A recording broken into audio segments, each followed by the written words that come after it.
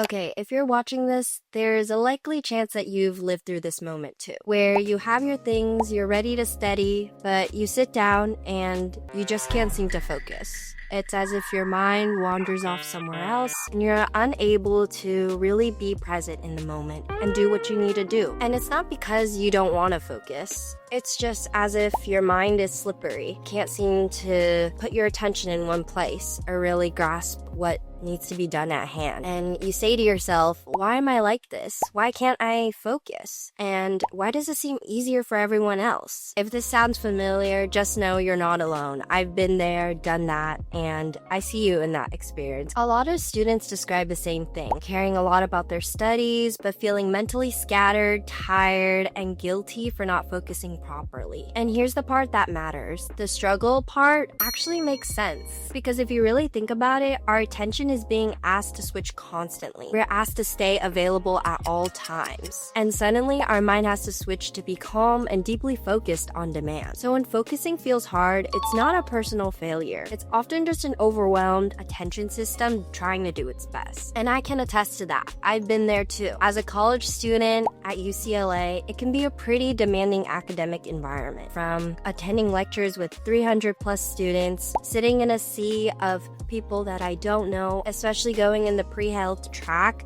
could be very intimidating with all of my peers seeming that they know what they're doing and have a lot on their plate. There's pressure to perform, to stay sharp, and to keep up. And trust me, I felt the same frustration of wanting to focus, but not really being able to. And that's what made me stop blaming myself, because it was an inner realization for me that it wasn't that the motivation wasn't there, I was just struggling to focus. For the longest time, I thought I always had to try harder. I would compare myself to my peers and think if I just put in more time studying, had more discipline, and would work harder, I would get to that same place that I wanted to be at. More discipline, more control, more pressure. But at some point, that just stopped working. I still couldn't focus to my best ability, and I just became more and more exhausted. But that's when that feeling of burnout turned and felt less like a failure, but more like a feedback. It became a learning experience for me to see that, okay, what I'm doing right now, how I'm feeling, is not working for me. How can I better change myself to get to where I want it to be? That's where I learned that focus can be a really important skill to my academic career. Focus isn't just something that you have or don't have. It's not that some people are just able to focus better than others. Focus is a skill, and it depends on conditions and environment.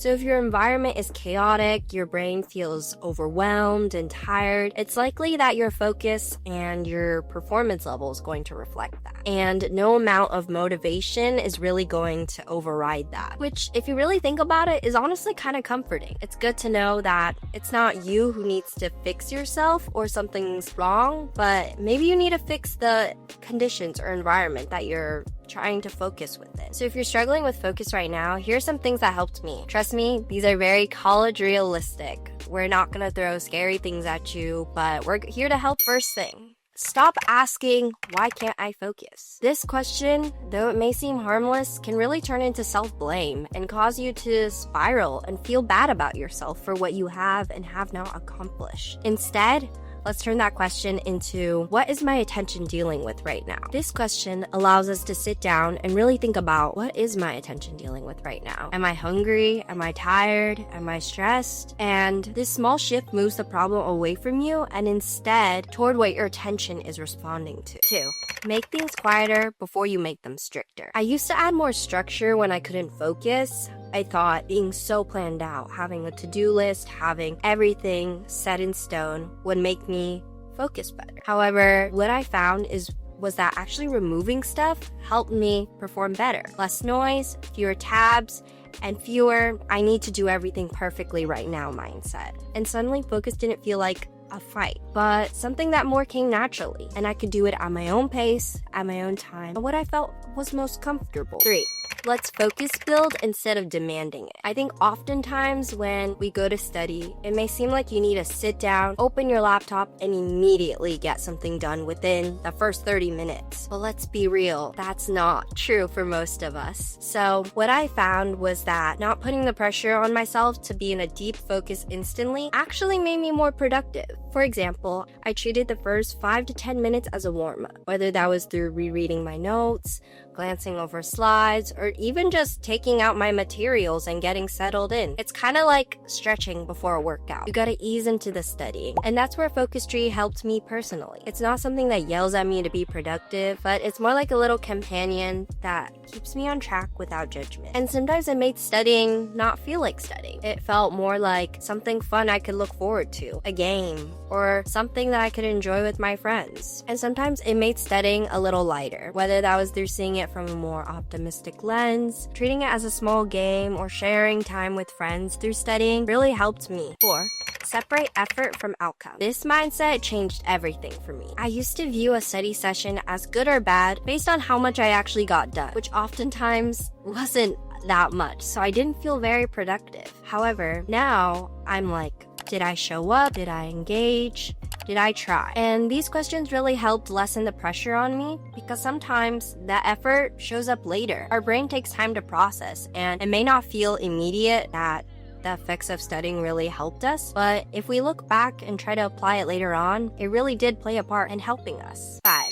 Leave a note for future you. This is the most underrated thing ever, but I think it's so powerful in helping you become more productive. At the end of the study session, make sure to leave one sentence or one goal you want to accomplish in your next study session. Next time, I'm going to start from this problem and finish the rest of this worksheet. Setting goals for yourself matters. It makes you show up and makes you excited to look forward to what you can accomplish the next time around. It also doesn't feel like you're starting from zero. When you come back the second time, you already know what you're gonna do and what you're gonna accomplish. So if there's one thing I hope you can take away from this, let it be this. If you're struggling to focus, it doesn't mean that you're falling behind or that there's anything wrong with you. It just means that your attention is being stretched thin. And it's important to recognize you should learn to work with your attention. Instead of treating your attention as something you have to battle and work through, try to make your attention something that you can work with. You don't need to force it. You don't need to fix yourself. You just need a little more understanding and a little less pressure. Just remember, you're never alone. And if this really resonated with you, I'm so happy that you're here with us today. I'll see you next time.